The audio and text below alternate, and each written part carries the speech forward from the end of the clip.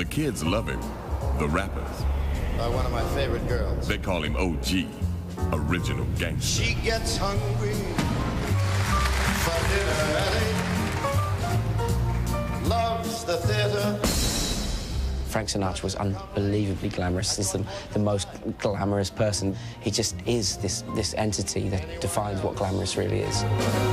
That's why anyone else... He was the gangster, he was the rock and roller, he was the punk. Doesn't like dice games with barons and earls. He sang Heartbreak, and you knew that heartbreak was for real. Will not dish the dirt. Frank Sinatra was the essence of cool. Well, he's one of the greatest singers that ever lived. Nobody will ever top him. He'll always be that. And then he'd begin to sing, and it was magic time. Magic. Absolutely. He was one of the very few singers who sang without a mask. Defiant. Glamorous. Violent. The man invented pop music.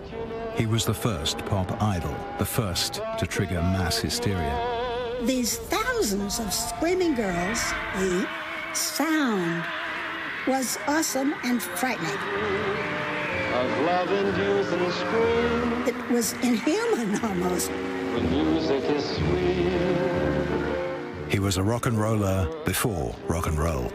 One night he got so pissed, we were staying up on the 12th floor of the Fontainebleau. Went out on the terrace and we threw all the furniture on the beach at 12 midnight.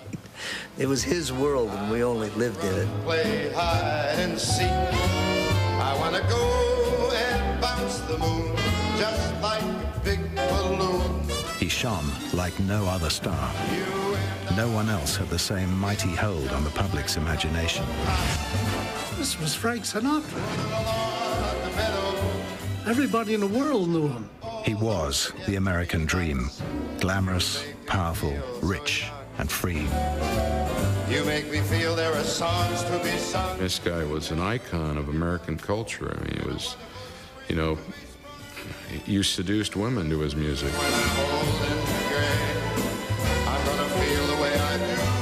But Frank Sinatra had another side, too. A side that for decades he tried to hide from the press.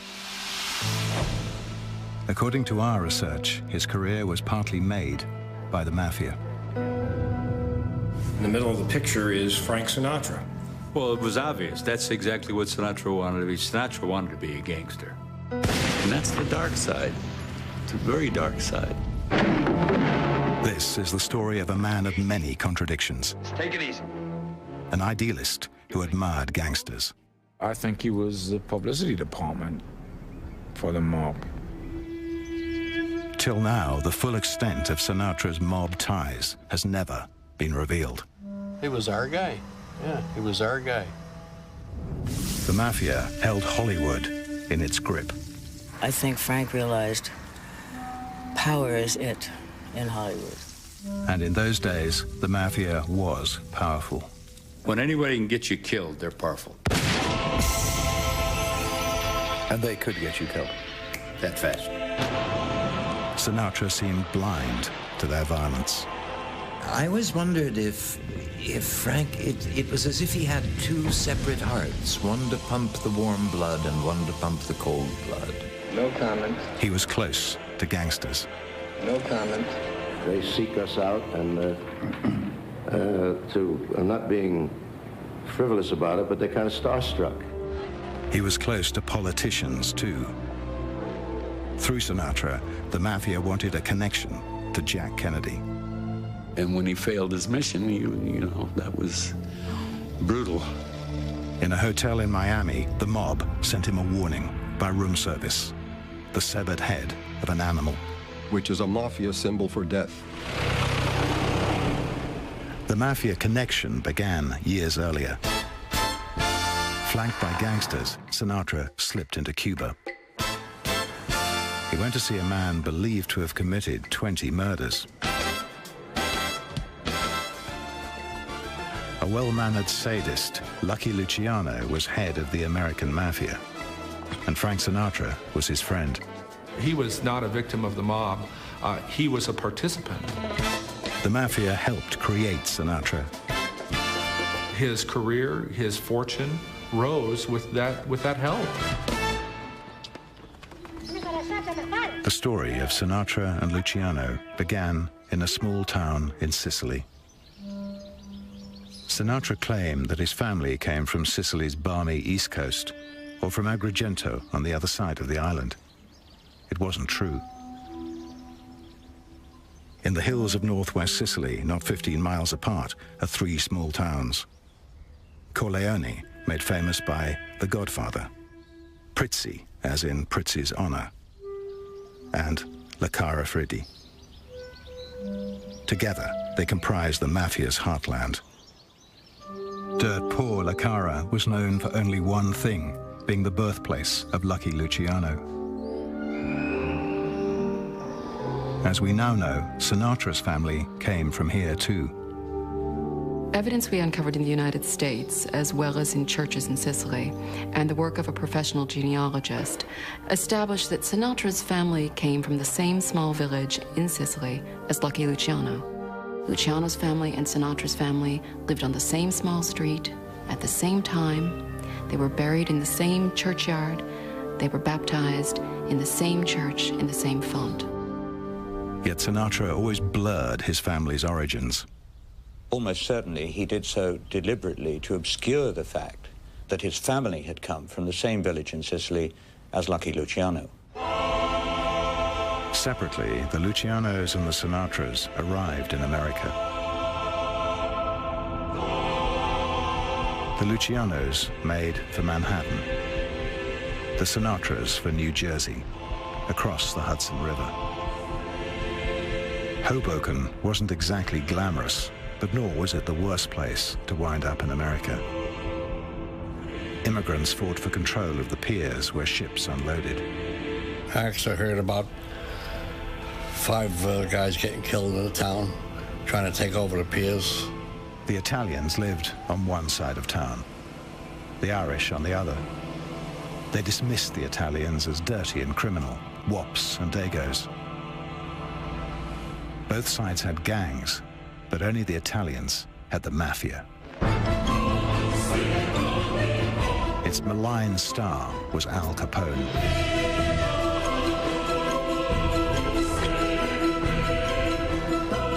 The Mafia extorted, robbed, and murdered those who stood in its way. Prohibition was a godsend to organized crime. Hoboken teemed with gangsters. Alcohol was smuggled into its port. Sinatra's father was a boxer who worked for the bootleggers. It was rough, really rough.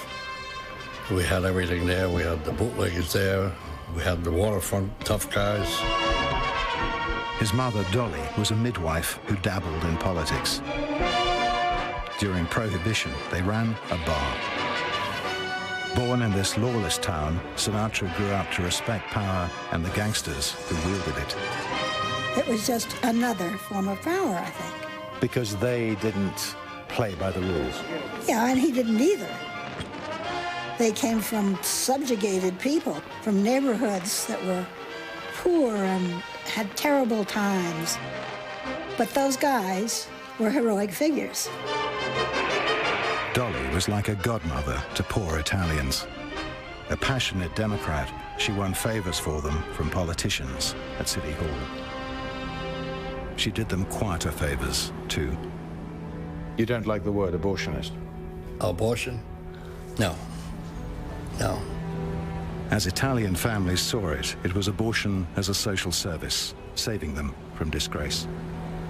Because the father would disown the daughter, he would chase her out of the house. He wouldn't have anything to do with her. Dolly never let her son forget he was part of a poor Italian minority. That's America. It was for the poor, for the guy that couldn't fetch for himself. The worker at my side, the little town or city where my people lived and died. Actually, the Sinatras were far from poor. Frank was a lonely little boy, alternately beaten and smothered with love and toys by his mother. She earned a lot of money. And she gave him everything she... Everything. He later spoke of himself as a kind of dead-end kid made good. It wasn't quite true. He even had his own account at a clothes store. And charged everything because his mother paid for it. And he looked the best. The teenage Sinatra wanted to be a singer. How ambitious was he? Very. Very ambitious. His first recording has lain hidden for 50 years. The record was in the drawer there. In the drawer? I'm here 30 years, in that drawer. An orchestra leader called Frank Main let him sing on one of his records, but it was never released. Didn't your husband ever think that this was something he could make a lot of money out of? No, my husband never thought of money. That's why I'm poor. Sinatra's dream shone from across the Hudson River. Because he said to me one day, we're going to go to New York. At 17, his father threw him out. He headed for the jazz clubs of Manhattan. Avenue is known for doing them low down. Big Crosby was his big guy in his mind. And he said, I want to do that. Fifth Avenue does it now. But soon enough, Sinatra was back on the wrong side of the Hudson. He joined a group called the Hoboken Four and went on tour. We'll shine up to you. Everybody's gonna hide you, dear. You'll make the whole world shine. They sang in different little taverns, and they'd find a place and they'd work a couple of days. The man who could make his dreams come true lived in the perfumed splendor of the Waldorf Towers in Manhattan.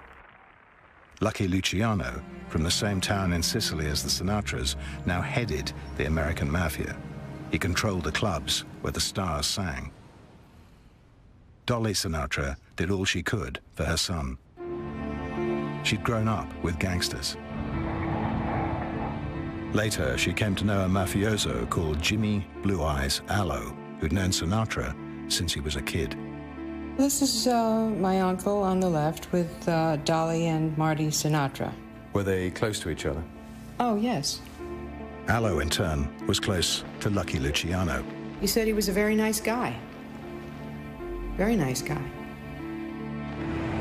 According to Luciano, his associates told him that Frank Sinatra was a rising star.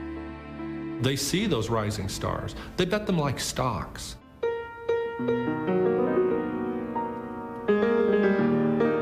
Pianist Chico Scimone has disclosed for the first time that the mob gave Sinatra a secret audition. It was organized by cronies of Lucky Luciano.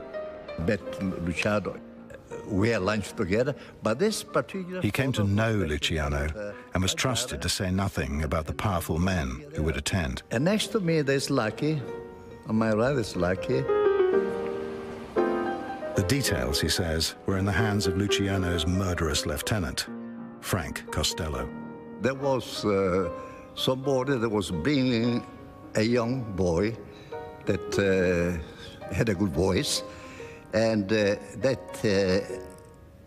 he had some friends coming over to listen to this boy sing. The friends were other mobsters. So I played for him, and he sang. Sinatra, he says, was confident. The mobsters were impressed. He wasn't panicky or something like that. No. Sang a beautiful song, night and day. Not a giorno. I think of you day and night, night and day. Why is it so? Scimone has chosen not to tell his story before. Never out talk, never, no, never, always. My mouth shut. The mob saw Sinatra as a potential earner. Their business is money. It is not personalities, it's not awards, it is money. If he wanted to work in the clubs, he had to work for organized crime because they owned every club. New York, Florida, they owned them all. And they owned the record companies, they made the records, they owned the jukeboxes, they told the disc jockeys what song to play on the radio. He had no choice. None at all. A U.S. Bureau of Narcotics document later called Sinatra a front for the big mob. Luciano's henchman, Frank Costello, had helped discover him. Did Frank know Frank Costello? Yes, very well. Pretty powerful people. Mm-hmm. Very powerful. When anybody can get you killed, they're powerful. And they could get you killed. That fast. Sinatra was trapped in a relationship with the most powerful mafioso of them all, Lucky Luciano. But you know what you're getting into life. If somebody tells you there's a trap over here and a trap over there, you try to walk in the middle. So he knew what he was signing up to. He knew what he was doing at all times. Broadway, Mazda Lane, the kaleidoscopic pattern of thousands of... Sinatra, it seemed, didn't want to escape. The mob could give him what he wanted. He admired their dark mystique. Restaurants, clubs, theaters... You never stop wanting. What's next? Until I hear you at the door. Can't have it all. And he wanted it all. Saturday night is the loneliest night of the week. Trumpeter Harry James hired him for a national tour. Did you feel excited to... Oh, absolutely. I didn't know what the rush was, but I could feel it, you know. Sinatra's new wife, Nancy, came along and made the sandwiches. Until you're in my arms once more. Soon, he joined bandleader Tommy Dorsey. In 1942, he opened solo in Times Square. These thousands of screaming girls, the vibrations in the air, the sound was awesome and frightening. This was how it began for Frank Sinatra, a man who was to become a legend in his time. Really, to me, terrifying, because it was inhuman almost. It was, you know, out of the range of anything I'd ever heard before. I hear music when I look at you.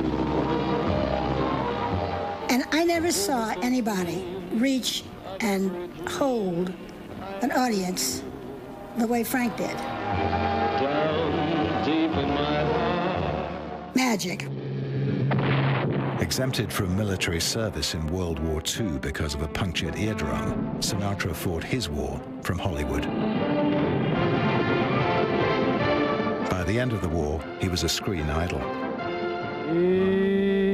This is success. People wanting him, personally, sexually. He'd bring starlets to his apartment high over Los Angeles. We went inside. The lights were soft and it was beautifully decorated. It was really elegant. Frank was very much into elegance. And the curtains were open. And the whole city, it was a beautiful, clear night. The whole city was just twinkling like a little jewel box. It was so beautiful. Dreaming of a song. To be there with Frank Sinatra, I'm 18 years old. He's the king of the world, just about. And I'm with him. And there it is, Hollywood, beckoning. When our love was powerful, powerful magic. And each his wife, Nancy, was expected to stay home and bear children. When you have the access to beautiful women, they couldn't resist him. She knew that. He sang love songs of love lost, as if he'd lived them himself. The charisma was incredible. He would walk out onto the stage and without opening his mouth to sing one note, the audience was in his hand immediately.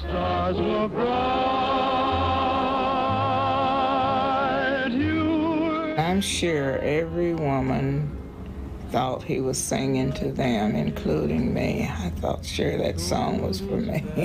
Every woman felt that. of paradise where roses bloom. Offstage, he could be equally tender. Very, very romantic. And I'm sure any woman who was ever involved with him would tell you this. Tender, sweet. He did make you feel as if you were the only one in the world. my stardust melody, the memory of love's refrain. But the great romantic had a violent temper.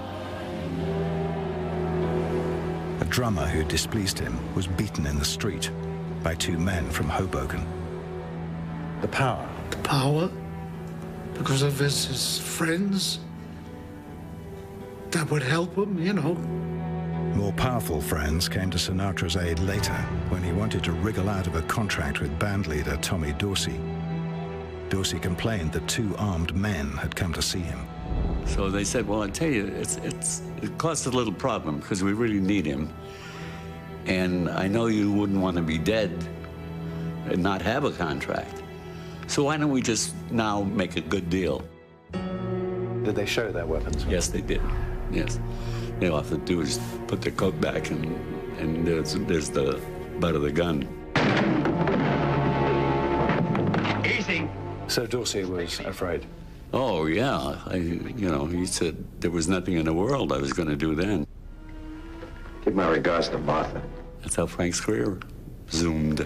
Robin Hood. One of the gunmen was a Mafia pal of Frank Sinatra and a powerful associate of Lucky Luciano.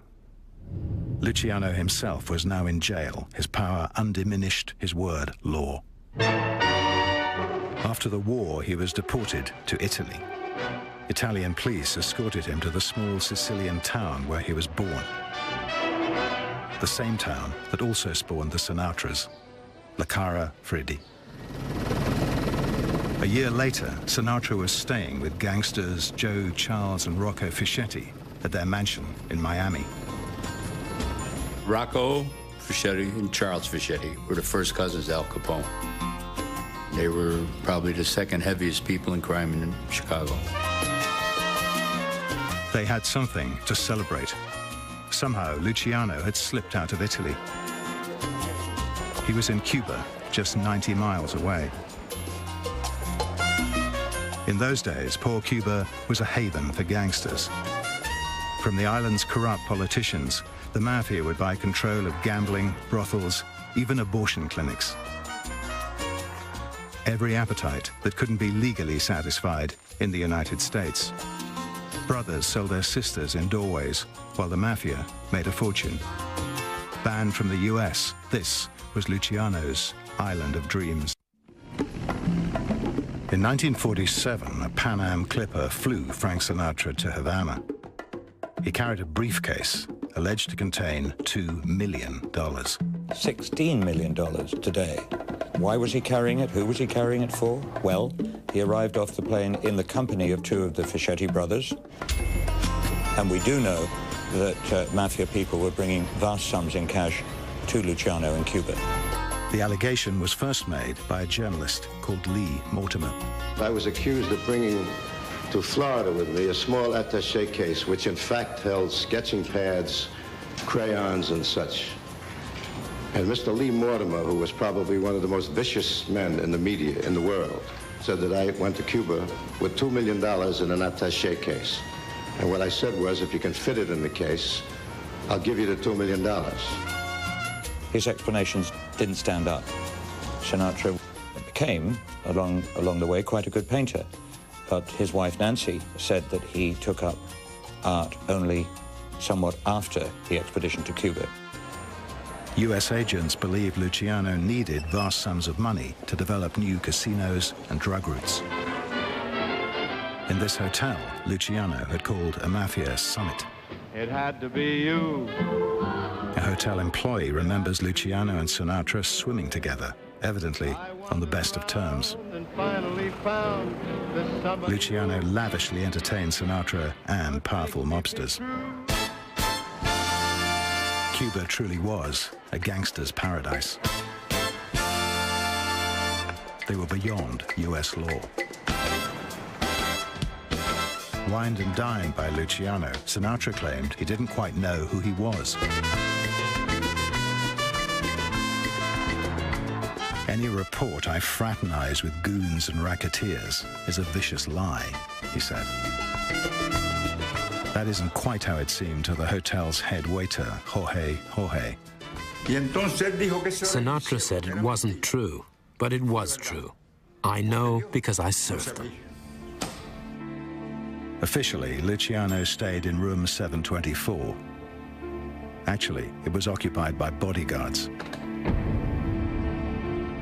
Luciano was so afraid of assassination that he had his own private lift to the second floor, where he stayed next to Sinatra. Here in this room, during the Mafia reunion, was Frank Sinatra. Sinatra shared a small living area with Luciano and the mob's financial brain, Meyer Lansky. Lucky Luciano was in that room, alone. And here, in 213, was Meyer Lansky. The room faced north. The U.S., barred to Luciano, was just across the water. You know nothing more than what you told the boy. I never gave Mr. Luciano anything. I shook hands with him in a dining room in a hotel in Havana. Frank Sinatra, Lucky Luciano, and Meyer Lansky, the three of them together. The majority of times, when I served them, there were just those three. When I'd go in, and they'd be talking together, they'd change the subject. They thought I spoke good English and was going to listen to what they were talking about, so they'd change the subject. They'd say practically nothing. They waited for me to serve breakfast, and I'd leave immediately. I get no kick from champagne. How much Sinatra knew, we don't know. Mere alcohol. We do know that on Luciano's agenda was what to do about a mobster called Ben Bugsy Siegel, who'd stepped out of line. He'd apparently bungled the opening of a major casino in Las Vegas and was also allegedly embezzling money from his fellow mobsters, including Sinatra's friends, the Fichettis. Well, you don't get away with that in the mob.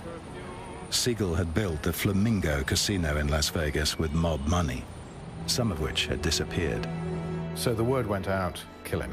That's correct. The word was that Siegel had stolen. Sinatra knew Siegel fairly well. And what happened next would reveal a curious side to Sinatra's nature. A woman called Virginia Hill lived with Siegel in Beverly Hills. Virginia Hill was the saucy actress, in quotes, who was basically the bed partner of many, many mafia dons in those days.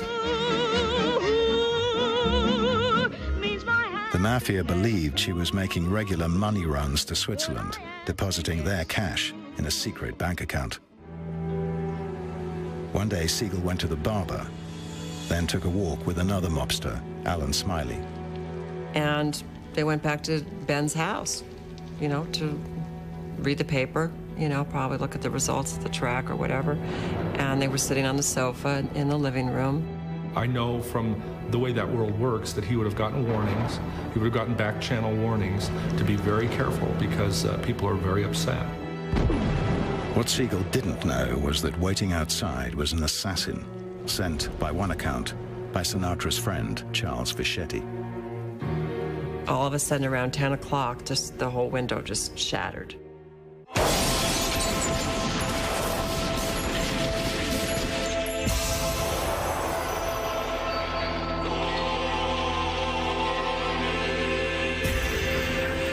Someone came up to some lattice work outside, propped up a carbine, and blew his head off. Blew one of his eyes all the way across the room. Lights out for Benny. What were his injuries? What had happened to him? His injuries were undescribable. I mean, he was just shattered. His whole face, everything. It was just, ugh, it's horrible, horrible. I think it was 16. 16 bullets went through him, smashed them all up. On some bizarre impulse, Sinatra insisted on taking his then-girlfriend to toast Siegel's memory. And we went to the house and sat in the house, and it was eerie. It was really, there was such an aura of violence when you walked in that was still kind of hanging in the air. They sat on the bloody sofa on which Siegel died, drinking champagne. Seems a rather gruesome thing to do, to go and sit in a room where the man was murdered. I've thought about that, yeah. I don't think that was part of it, although you never know. Frank was many layers of a person. And maybe that was part of it. Maybe there was a ghoulish kind of attraction. To his valet, Sinatra seemed indifferent to mafia violence. They were always finding these bodies. But Sinatra was around all these people and all this stuff. Didn't it bother him? No, I don't think so. He didn't pay attention. He used to think it was all make-believe, you know. Liver Lips Louie. Angie the Ox. Of course, you'd think about it if you knew people and then they got killed and all these people died in different times and different ways. But it didn't seem to upset him unduly. No, not at all. Frank Sinatra has amazed the entertainment world with his dramatic prowess. I think he was a gangster at heart. He wasn't a gangster in fact, in my opinion. He was just a gangster at heart. Adelaide, Adelaide, ever-loving Adelaide. In the years that followed, his relationship with Luciano survived. Checking into a hotel in Rome, Sinatra's valet was shocked to see Luciano sitting motionless in the shadows. Luciano rose and kissed Sinatra. For a moment, he wondered if it was the kiss of death. He said, what's he doing here? He was waiting for him to come. He knew he was coming to town, so Lucky was sitting up there waiting for him, just to say hello. Boy, it scared the shit out of him and everybody else, didn't it? My funny Valentine, sweet comic Valentine. Until the day Luciano died, Sinatra, it seemed, would continue to take huge risks for him. Reports came into the FBI for years after the Cuba episode that Sinatra was carrying money to Luciano in Italy, as he supposedly had, to Cuba. Unphotographable. The mob could make an entertainer. Yet you're my favorite. But the stench of organized crime could also help break him. Sinatra was dead wrong if he thought that his cavorting with Lucky Luciano in Cuba was going to escape public notice. He was on a downward spiral that would almost finish him. William Randolph Hearst was the only man ever able to indulge... Newspaper magnate William Randolph Hearst liked neither Sinatra's mob connections nor his politics. ...fighting giant of journalism with all his vast... Hearst was a virulent anti-communist. Sinatra, a well-known liberal. What's he got, smallpox or something? We don't like... His short film, The House I Live In, preached racial and religious harmony. Now, hold on. God created everybody. He didn't create one people better than another. To the Hearst papers, Sinatra was a hypocrite. They derided the news that he was to play a priest in his next movie. He was just trying to clean up his image as the thug's chum, they said.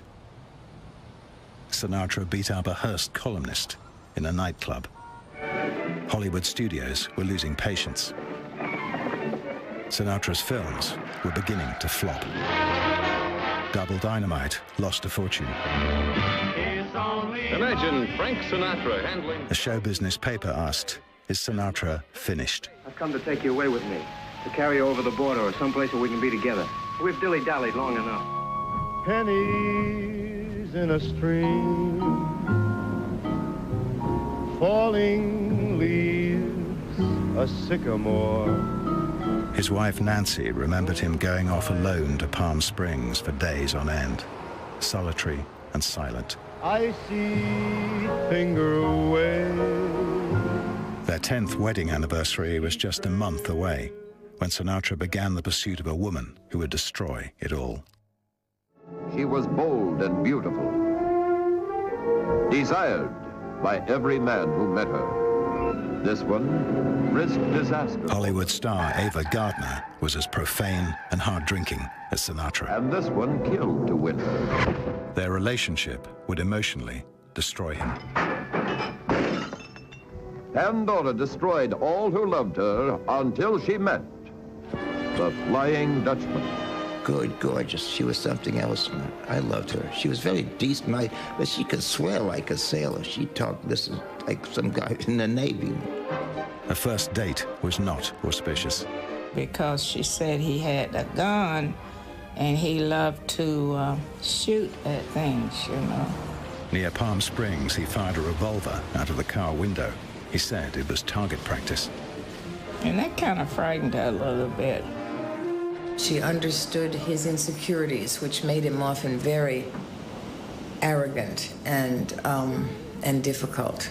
Birds gotta fly. He was so much in love with her, you wouldn't believe it. One man till I die. Because she was loved by everybody. She wanted everything just like him. He met, so to speak, his Waterloo. He was jealous over Ava's popularity. Her star was rising, his falling.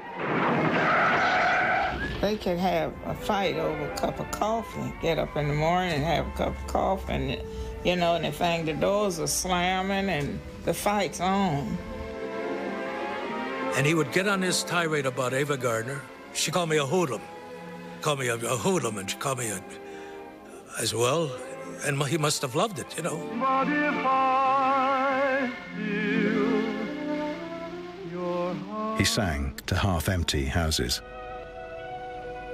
I used to watch him. I'm not ashamed to say it. I used to cry because to hear a man and see some people walking out would kill me. Willow, weep for me. He was tormented by Ava's infidelity. He had lost it. Fear, nerves, and he'd have to stop rehearsing. He had no will. Few besides Mafia-controlled clubs would employ him. He couldn't get a job to save his life, and they were there for him. And he was loyal to them and didn't ask questions about what they did. Even the Mafia boss of New Jersey, Willie Moretti, told Sinatra to go back to his wife. Gone, my lover's dream. He phoned Ava from a hotel in New York to say goodbye. She says, goodbye, where are you going? She said, where I'm going, you can't come. So she got alarmed.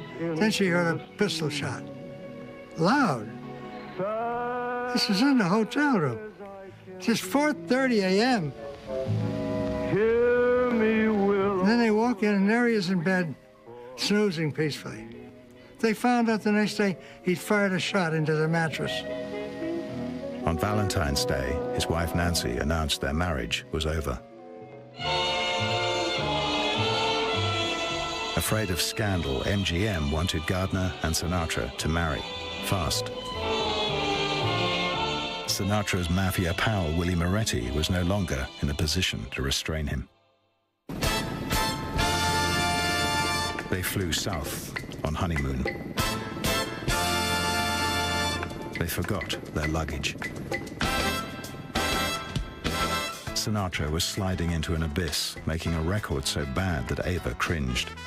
She would say, Rainey, let's go upstairs and play the records and pretend we like them. I believe, I believe, I believe. He thought that we really liked it, and she was just trying to boost his ego, you know. She would do things like that. I believe, I believe. A Columbia Records executive called him a has-been. You managed the ball. Ava went to Kenya to shoot a film called Magambo. Magambo, the new word in motion picture entertainment. Sinatra went with her. You literally bought him his ticket? Yep. Africa, known for centuries as the white man's graveyard. He was completely broke. They padlocked his Palm Springs house, his office, his everything. He lost everything. I warn you. I'm looking, I'm searching, I really am. It was the worst time of all. There were rows and jealousy. She said, oh, I know he'll come back up. I know I have to get free of him, but I know he'll come back up. I can't do it while he's down. And had she left him, he would have been totally finished. In 1952, Ava flew to London to abort his baby. He went off alone to a beach hotel on the Indian Ocean. where he was seen picking out a tune on a piano by the sea, unshaven, lost. During that time, everything was hard for him. So it was just out of one hardship into another. Nobody knew what was in his mind, whether this time he really might walk off into the waves. He's had everything, all this money, all this power, and now it's gone. That's right. There was an old ballad Sinatra liked. Where will you sleep when the nighttime comes? What do you do when your heart's in pain? Where will you run? He says murder, he says. Every time we're kids, he says murder, he says. Luckily, Sinatra did still have somewhere to run, to the men who'd helped make him. He says solid, he says. Takes him in his arms and says solid, he says. The Mafia's man in Hollywood was the suave Johnny Rosselli. He was powerful, enigmatic, sweet, gentle, but he could switch like that. He says murder, he says. Every time we're kids, he says. Columbia Pictures had turned Sinatra down for a part in an epic movie they were planning about World War II. He knew that that part would make him. So it seems, Rosselli took decisive action. Frank convinced John that this would revive his career, which would be good for Chicago and the mob and everything else. The Mafia wielded power in Hollywood. They held film unions in their grip. Rosselli asked for a meeting with Harry Cohn, the head of Columbia Pictures. And he just told Harry Cohn, you don't have a choice. Frank's going in the picture, and that's it. And that's the way it worked out. And Rosselli told you this himself? Yes, he did. Before his death, Fred Zinnemann, the film's director, told me the story wasn't true, but he may not have known. Cohn's widow confirmed it. Other evidence, too, supports the story that Rosselli told. Cohn was afraid of him. Oh, yeah. Afraid of Johnny Well, Rosselli. afraid of his power. Yeah. To shut everything down. Easy. He could have done it very easily. The film was called From Here to Eternity. Sinatra played the part of Maggio, a scrappy little man with a chip on his shoulder. Who's the broad? It's my sister.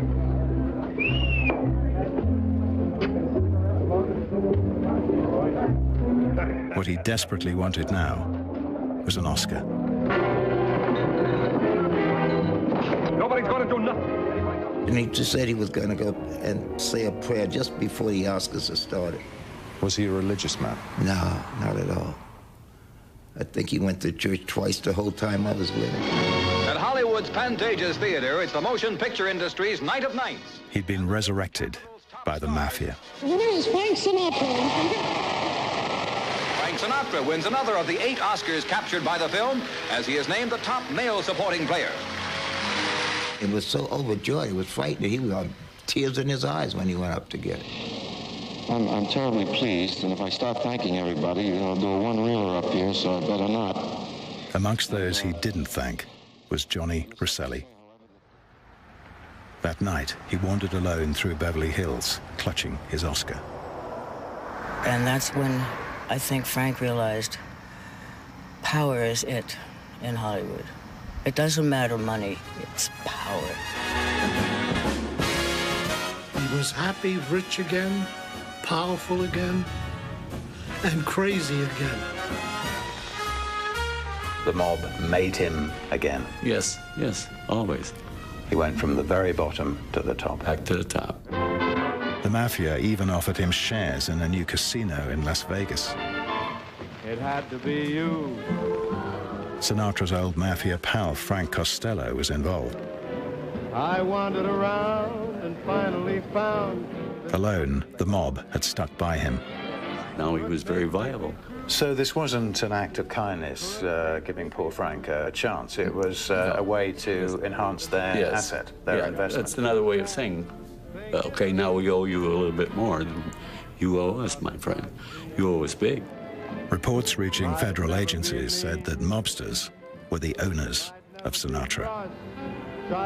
So he could draw people into the casinos. Not only that, but he also could do favors for the mob.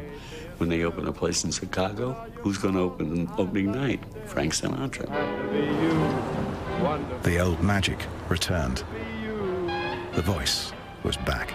He was fantastic. A different human being, a different body, a different personality. When somebody loves you, it's no good unless he loves you.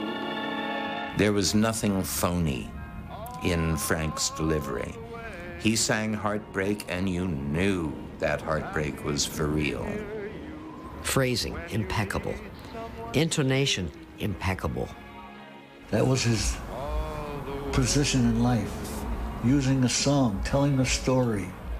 Taller than the tallest tree is. You listened. There was a reason for what he was saying. And then he'd begin to sing, and it was magic time. Deeper than the deep blue sea is. That's how deep it goes, if it's real. Some thought the magic came from Ava. When somebody needs you, it's no good unless he needs you. All the way. Finally, inevitably, he'd lost her. And most of his love songs were dedicated like to Ava. He sang songs that were touching. It was almost like singing directly to her. What was his name for Ava? Angel. Because my angel eyes. But she was the one who was in the dreams all the time. Daydreams, night dreams. Angel eyes. In one of their more bitter encounters, she asked him to pay back some money he owed her. He went to the bank and got it all out in $1 bills. She said, the son of a bitch had all that money in bills and said, here's your fucking money, and threw it on the floor. His home had become a shrine to Ava. Misspent with angel eyes tonight. He'd weep in front of her pictures or shoot at them with an air gun. Hookers and starlets trooped in and out. Make him forget, I suppose. Because he was a very lonely man by himself. He wouldn't say very much when he was alone. He'd either read or stare at the television. But Sinatra had a new infatuation, Sam Giancana, one of the darkest stars of the underworld. Crime boss of Chicago, Giancana's power extended from Cuba to Vegas to Hollywood. Earlier, Lucky Luciano had assigned him to look after Sinatra. Giancana was brought in really quite early on to deal with heavy things, important things to do with Sinatra's career. Giancana took over. See, one thing about these people, if they own businesses and they pass on, the business stays with the people that take it over next. That's the way it works. I've got you under my skin. Film star Yul Brynner and his son would later go on holiday with Sinatra and Giancana. He looked like a cantaloupe that had gone bad and kind of collapsed on itself. There was nothing pretty about Sam Giancana. I've got you. This was Frank Sinatra's new pal. Sam was, I mean, he'd kill you. I mean, he'd torture you, cut you open, cut your throat, beat the shit out of you until you wish you were dead. Perfect gentleman, sure. Frank loved him. But he was also a torturer. Cut people in half. But I don't know what went in Frank's mind, but I know he loved the guy. Giancana came to the set of Some Came Running with Sinatra, Shirley MacLaine, and Dean Martin. You'll miss the bestest pal. One night after filming, the 24-year-old MacLaine playfully pulled a water pistol on Giancana. He reached for his gun. And just at that moment, Dean and Frank walked in the kitchen and saw me pulling a toy pistol on Sam Giancana and Giancana pulling a .38 on me. They laughed, they went down on their knees. You know how they used to laugh? Like they had a terrible hernia. They would laugh. They really meant it, though. And they say, she's okay, Sam. She's just a kid. She's all right. Come fly with me, we'll fly with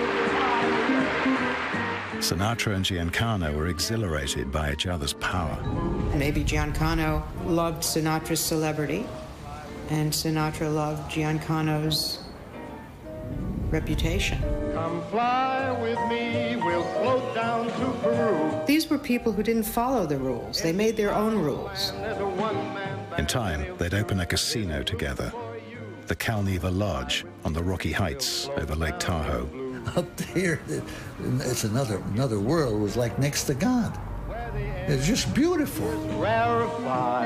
God in this case was Sam Giancana, Sinatra's secret investor. Petrified once I get. He'd fly up on Sinatra's plane. We always had him on the manifest as Dr. Sam Mooney. He was very cold. The last stage of the journey was by helicopter.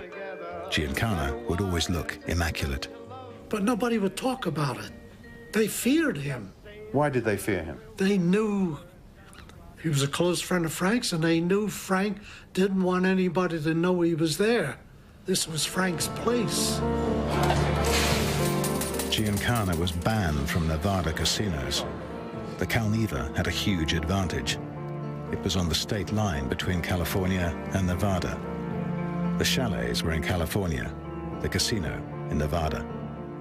Half the swimming pool was in California, half the swimming pool was in Nevada. You gotta watch where you swim. If you're a mobster. If you're a mobster. A secret tunnel led from Sinatra's chalet to the casino. Giancana would sneak across.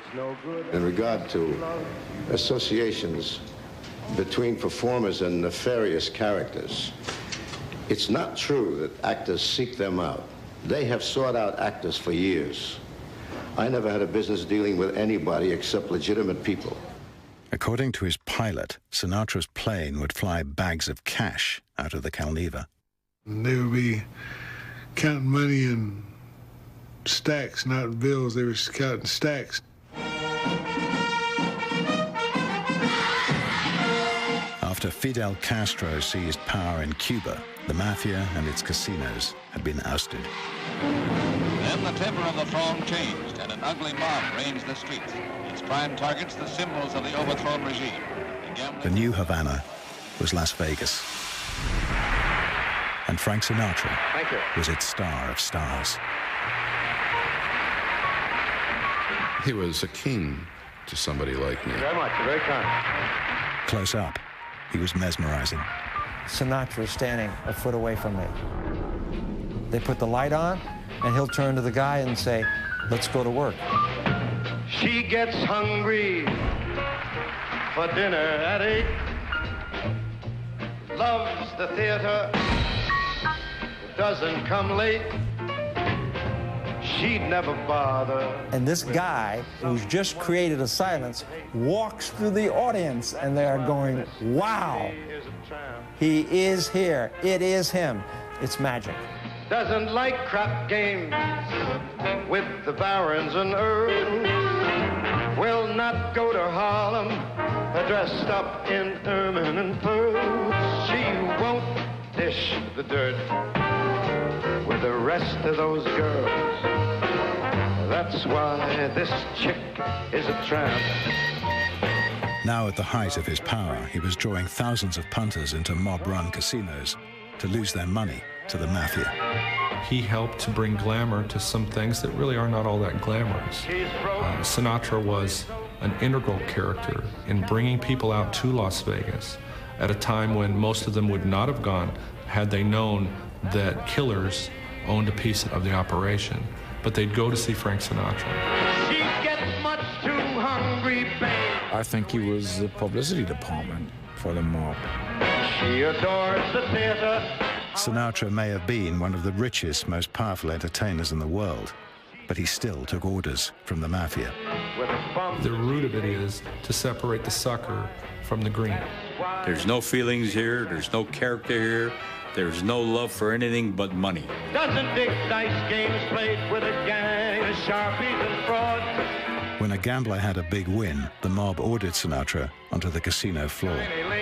This certain person in New York called Sinatra and told him to get up out of bed, get your fucking toupee on, get down there, and do your fucking job. His job in this case was to keep the winner playing until he lost. Frank went in, sat down, and over the next few hours, we got all our money back. And by the way, the guy loved it, just to sit and play baccarat with Sinatra. Sinatra was king, lord of his universe. His word was law, his mood swings, spectacular. Totally strange person. He was Jekyll and Hyde. He was a controller, and he made sure everybody knew. He could be incredibly generous. Other times he humiliated waiters or croupiers.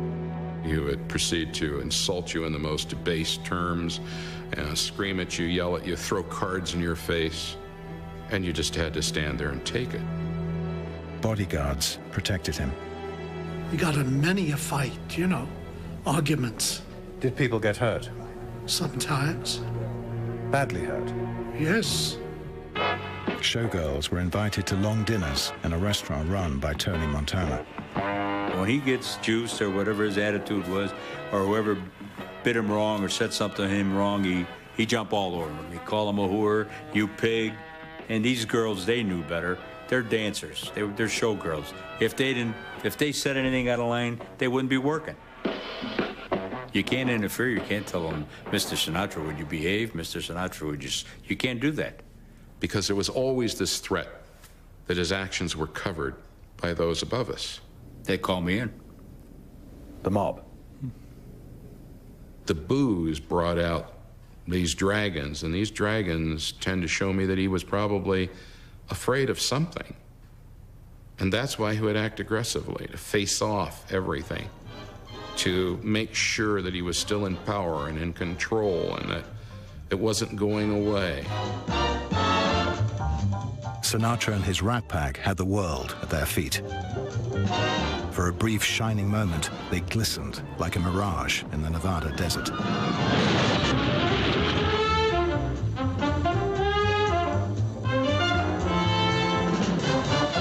They were what every American male aspired to be, effortlessly cool. You're sitting there partying and carrying on with the coolest guys in the world, you know, that every day everybody was looking up to and talking about.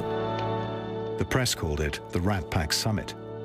By day, they filmed Ocean's 11 about a casino heist in Las Vegas. By night, they played at the Sands, where the Mafia and Sinatra were investors. Could have danced all night. So this was really the absolute peak of Frank's power. Absolutely. Have begged for more. Every night was a party. Could have spread my wings. You're talking about human beings who have an electricity and a charisma to them that's visible. Done before. I'll never know what made it so exciting. But all at once. Women adored them. They laid down in front of him. There was a shower of hotel keys. What, they threw their keys? Oh, yes, absolutely. Panties, too. I could have done. Staff were under mob orders not to spill the beans on their famous guests. Kept your mouth shut. Whatever you saw? Absolutely. And what would you see? I don't think they held back anything there. There were 4 or 5 in bed all the time. So if somebody wanted a fantasy to come true, you could make it come true? We specialize in it. The sauna at the Sands was a magnet for hookers. And they had tables set up, and if you were at the big game, they had a couple of girls circulating underneath the table to satisfy you sexually while you were playing cards. But the life of Frank Sinatra was about to change profoundly. In 1960, the man who would be president arrived in Las Vegas. Jack Kennedy joined Sinatra at the Sands. Sinatra and JFK, yeah, sure. And that's how Frank would impress them. He wanted to come for what Vegas was known for, which is women, partying, and a good time. He knows that if he's with Frank, you just have to ask. If Frank asks, you get it. He would come out to the hotel, and he was safe here. You mean he could get away with anything? Anything. Nobody would ever tell? Never. But Sinatra would live to regret his relationship with JFK. It would lead to humiliation, even a threat to his life. But there was no hint of that in the heady days of 1960. Kennedy needed star endorsement, and he got it from the Rat Pack. How'd it come off? Like a charm. Same here, fantastic. I'm not a ferry boat, I'm a very... It was one-stop shopping. Peter Lawford was his brother-in-law, What happens when they speak? and Sammy Davis was black. I knew this color would come in handy one day. He could help Kennedy prove his racial bona fides. How do you get the stuff off? Well, what I usually... Davis remarked, "My role was, let Sammy take care of all the ethnic people." And Frank Sinatra, he had something even better, a connection to the Mafia. Did you have a pleasant stay, Sam? How's it feel to be back in Chicago, Sam? His friend Giancana, Kennedy's father believed, could help deliver votes in the upcoming election. Earlier, the Kennedys had sent an emissary to see gangster Jimmy Allo, looking for a way to get to Giancana. Because they knew that Chicago was going to be crucial in the election. You mean he wanted somebody to make a connection with Sam Giancana in Chicago? Mm-hmm. And so my uncle said, no, I don't get involved in politics. So who became the connection? Well, I only know what I hear. Evidently, Sinatra became the connection. Jack Kennedy had visited Sinatra in Palm Springs. So had his father, Joe. He wanted his son to be the president of the United States, and there was nothing he wouldn't do to make this happen. He had a message for Sam Mo Giancana. Chicago, Chicago, a toddler. The messenger would be Frank Sinatra. Chicago, Chicago, I'll show you around. In the tough Chicago wards they influenced, Joe wanted the Mafia to turn out votes for his son. So Sinatra approached Mo, I call him Mo, and told him what they would do for us if his son got in office, which is big. In return, Giancana expected he'd get an easy ride from the White House. So you figure, we got a president in our pocket, we got it made. The time of my life. And what did Giancana think he could get out of this new relationship that he saw developing? A great contact with the President of the United States. Via Frank Sinatra? Of course. As Giancana fondly imagined, it would be springtime for mobsters. Sinatra rounded up celebrities to attend Kennedy's nomination in Los Angeles. Frank genuinely thought this guy will become an intelligent, great man for our country. But the new frontier of which I speak is not a set of promises. It is a set of challenges. I stood next to Dean Martin when he told Frank, they're gonna fuck you. The Kennedys? Yeah. He said, Frank, you don't know what the fuck you're doing. But Sinatra hoped Kennedy would sweep away injustice, which he'd seen at first hand. In the recent past, black entertainers in Las Vegas hadn't been allowed to stay in the hotels where they performed. Some of the very famous African-American stars, like Sammy Davis when they started out, they had to live in a trailer behind the hotel. I mean, it was horrible. They would be called and told when to come on stage, and after the stage, back to the trailer. I mean, like little piglets and little animals. To gamble, they'd had to go to a black casino. Frank was the first one to make Sammy Davis Jr. register in the hotel. And they did it. He started that. He'd say, I will burn the hotel down if you don't hurry. Strangely, Sinatra was guilty of racist outbursts. He's a very complex individual. Race is almost up there with him. The same man who might call a guy, you know, a black nigger, will travel cross-country to do a benefit for a black school. But his faith in Jack Kennedy was simple and sincere, that he would change America. As Election Day dawned, Giancana sent out his Mafia soldiers to rouse votes for Kennedy. So we went out and we hustled all these people to do it and tell them what could be done and what would be done if Kennedy got into office. And they all went out and voted. They put the man in the White House. That's what they thought. Well, they did. If they couldn't get Illinois, he would have never won. Kennedy scraped in by 1/10%. Frank kept waiting for Nixon to concede. And he called the hotel and said, "Tell the son of a bitch to concede." Mr. Kennedy, Senator Kennedy, will be the next president of the United States. Victory, Giancana believed, belonged to him. He'd turned out thousands of votes. Many of them he'd bought.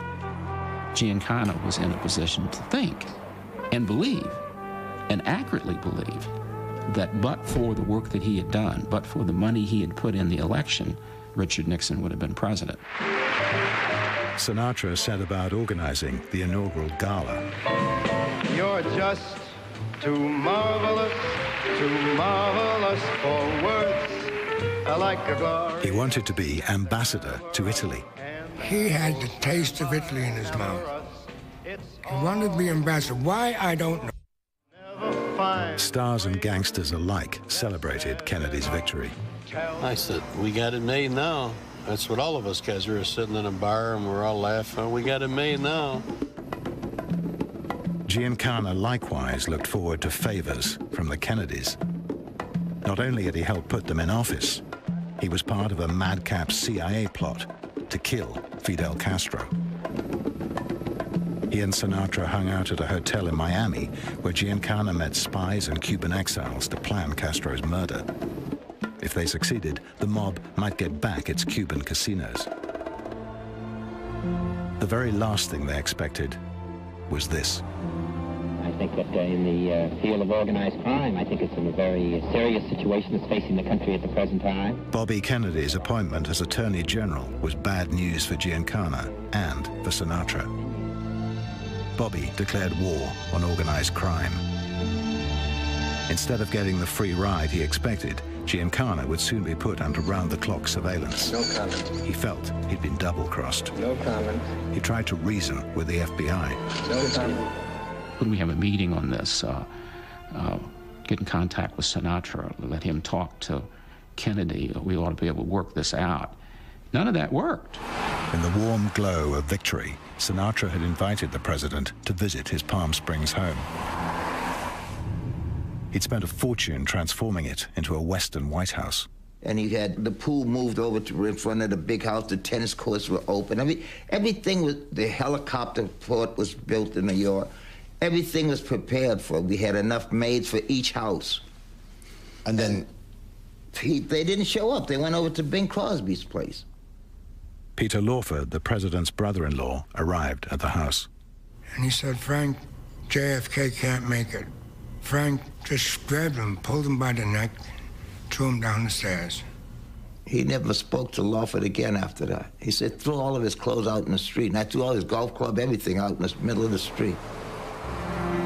His ties to the Mafia had been an asset to the Kennedys' campaign. Now he represented danger. To be kicked out like that was a tragedy.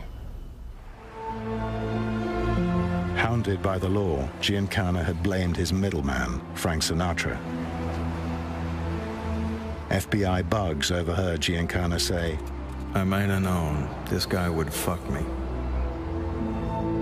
In the mob's eyes, he'd promised much and delivered nothing. And when he failed his mission, you know, that was brutal. Film director Mel Shavelson went to see Sinatra at a hotel in Miami. And there were 4 or 5 very doubtful characters sitting around the room. And they stared at us and said, "What do you want?" I said, "Well, we want to see Frank. We're going to talk to him about a movie." They said, "You sure?"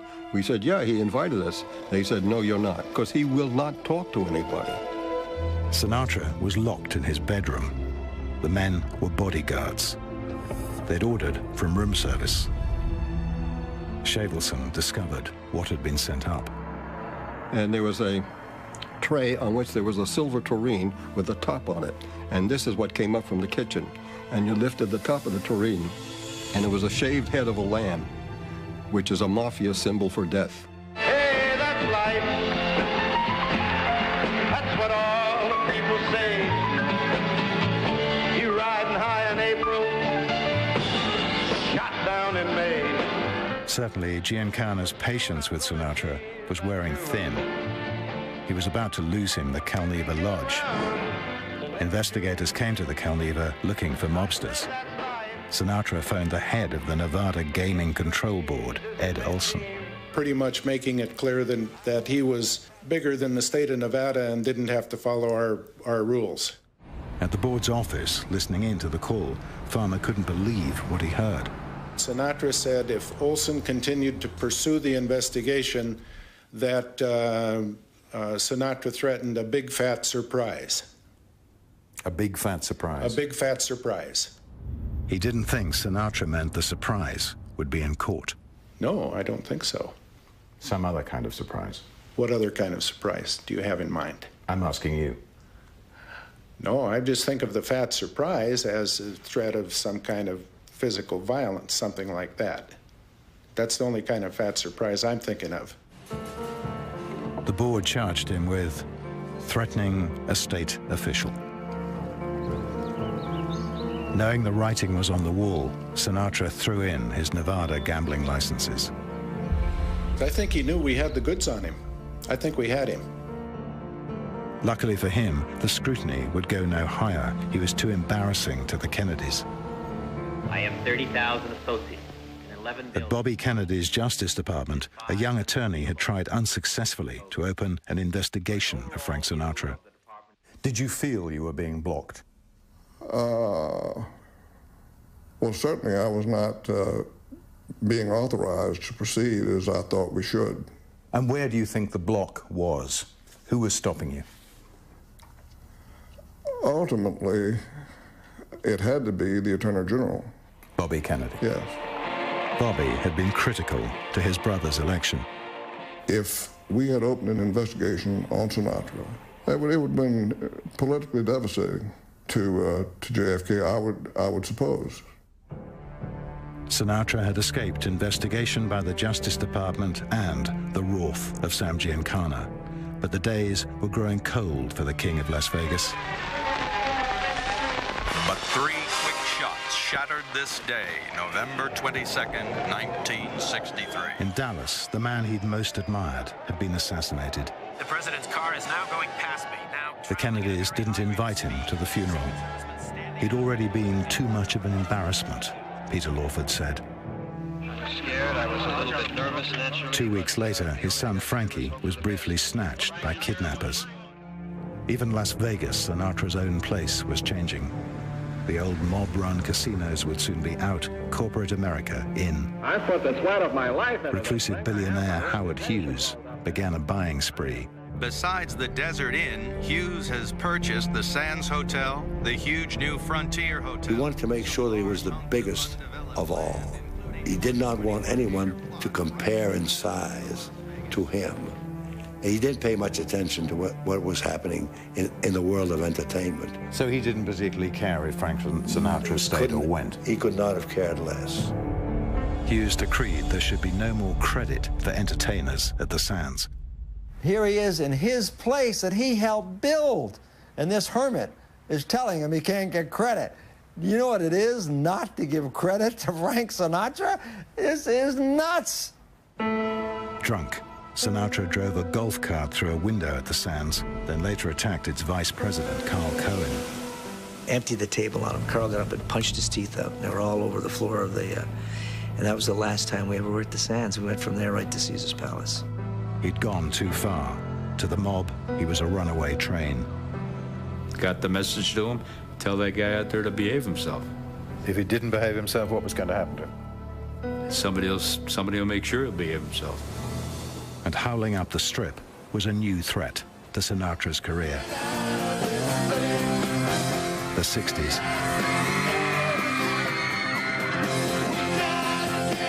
It wasn't just rock and roll. It was Vietnam. My daddy in bed dying. What he couldn't understand was that a whole new generation of people loved that music, that it spoke to us. Sinatra did not speak to the Vietnam generation. Just too smart, you know, too well-dressed. That was so hip prior to the Vietnam generation. In his uncreased tuxedo, Sinatra had seemed Mr. Cool. Vietnam changed all that. You knew that the stake had been driven into the heart of all of that Vegas thing. Pandemonium paid a visit. Soon after arriving in America, the Beatles had the top 5 singles. First of all, we're bringing out the Stamp Out Detroit campaign. You know, the Beatles were nothing compared to his popularity. And then suddenly... That's it. They take the rug out from under you. Who is Frank Sinatra? Well, let me tell you who Frank Sinatra is. I hope the Beatles in 20 years... His marriage to actress Mia Farrow did nothing to roll back time. She was 21. Well, Mia was out on the coast, and I had to come out anyway. He kept saying he was going to marry her, so he got his secretary to get a ring for her. To me, she was like just another kid.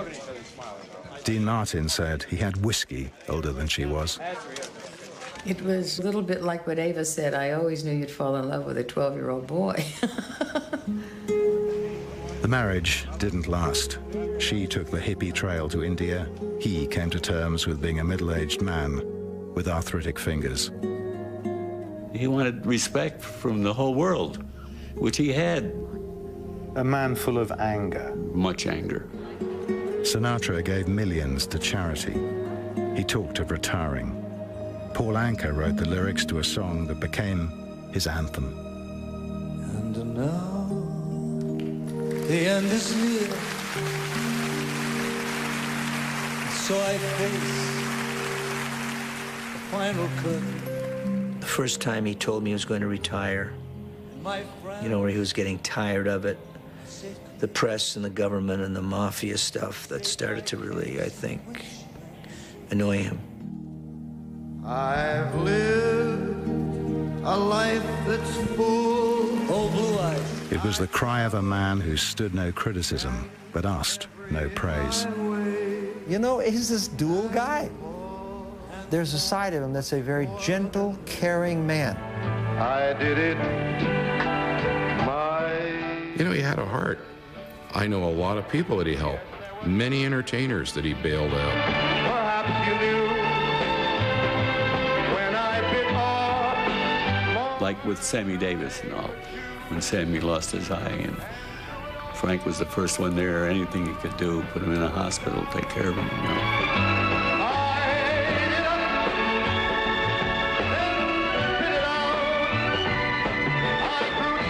The celebrities who packed the LA Music Center in June 1971 couldn't quite believe Frank Sinatra was retiring. Right smack dab in the middle of the picture is Frank Sinatra.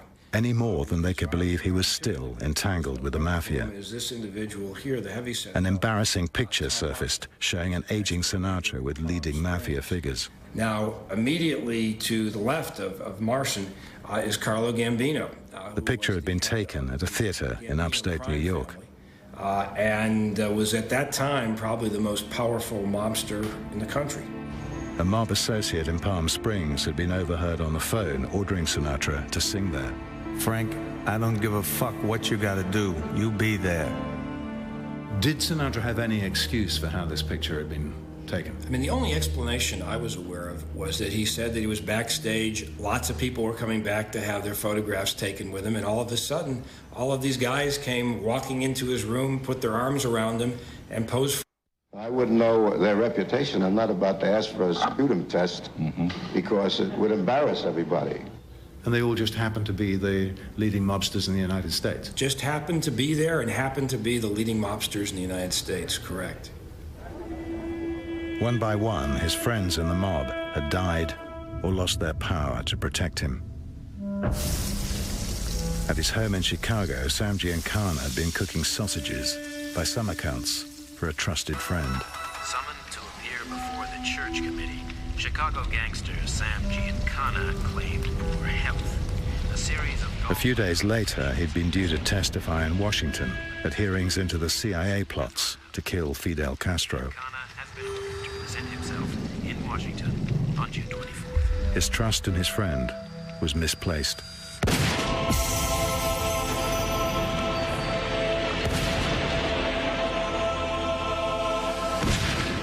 One bullet found its way into Giancana's head, 6 into his chin. A warning of what happens to people who talk.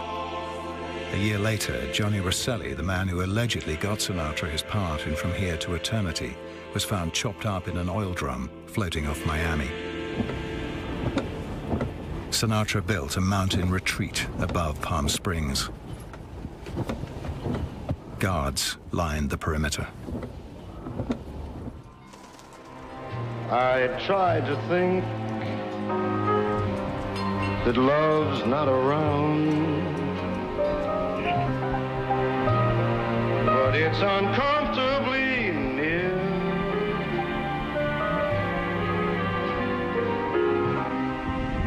He'd married a former showgirl called Barbara Marx. It ain't gaining any ground. To the last, he tried to persuade Ava Gardner to come back to him. Because my angel eyes ain't here. So she said she felt that Barbara would be the best thing for Frank. In his old age. And she told him, said, Barbara, stay with him. She says, you know I won't. Ronald Reagan interrupted his presidential campaign to attend the wedding. Humiliated by the Democrats, Sinatra had swung his political support behind the Republican right. 3 weeks after Reagan's inauguration, he again got a gambling license in Nevada. They slobbered all over him when he came in. Let me begin by saying that I never invited Mr. Giancana to Cal Neva. I never hosted for him, and I never saw him at Cal Neva. Well, it's a lie. We knew that was a lie. Of course he hosted Giancana. We had him dead to rights on that. Aye. The board approved his license. I felt they caved in. It was a betrayal. It was a betrayal of the people of the state of Nevada. Ronald Reagan, it emerged, had said he was an honorable person, completely honest. Told me that political power, if you have enough political power or dough, you can get it done. I don't allege any payoffs there. I think you're talking about pure political power reaching right to the White House. Barbara had wanted him to go back to work, and work he did, giving nearly 1,000 concerts between 1977 and 1990.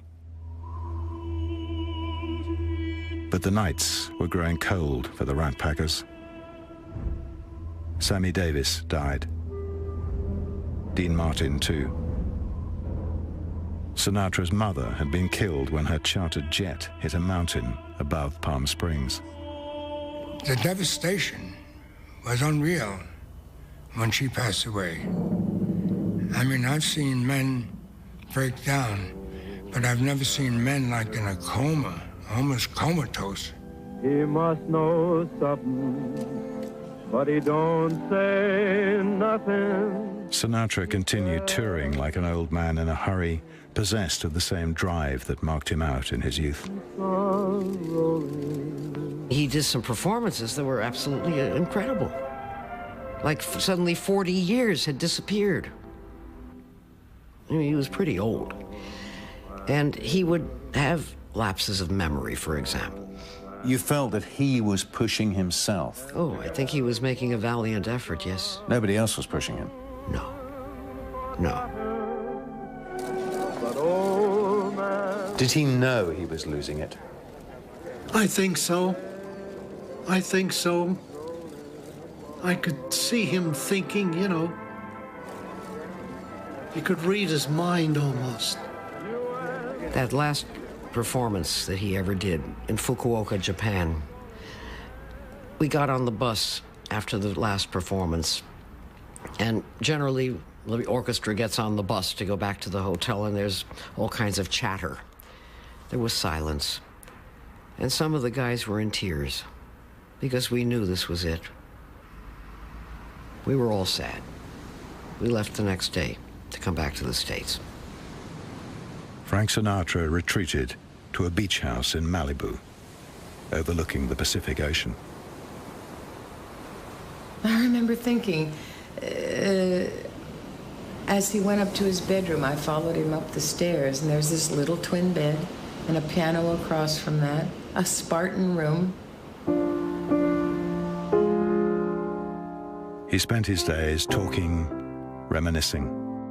The word that started coming out from friends and people that were there, and those of us that chose not to be around near the end because it was just too tough to see, was that he was in pain. You know, he couldn't walk and he couldn't get up, and you know, was very verbal as to not at one point wanting to live. And you don't want to see a special human being like that suffer.